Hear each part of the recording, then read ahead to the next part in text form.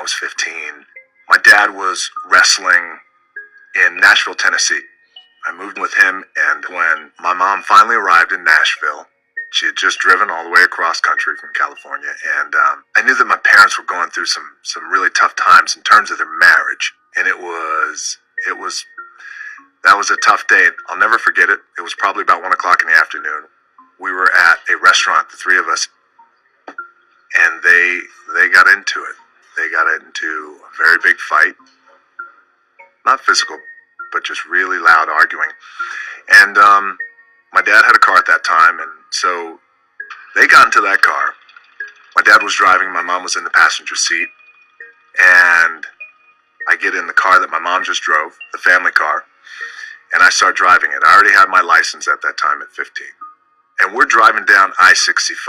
I-65 is a major interstate that runs through Tennessee. And I'm watching them drive in front of me, and their car starts swerving, and I can clearly see that they are arguing. My old man makes a hard right, and he gets on the shoulder, and in the gravel road,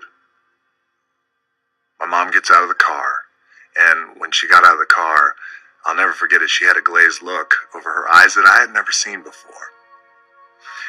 And she walks right into the middle of I-65 and continues to walk down into oncoming traffic. And my heart stopped. Horns were blowing, and cars were swerving out of the way. 18-wheelers were swerving out of the way.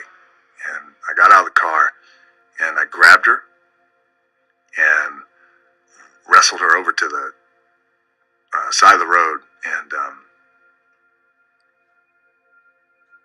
I don't remember what I said to her. I remember she didn't say a thing.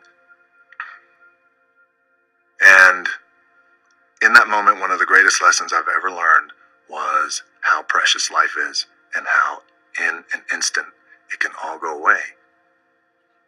Changed me. The irony is, my mom has no idea that it even happened. That's the irony. That's also the beauty of it.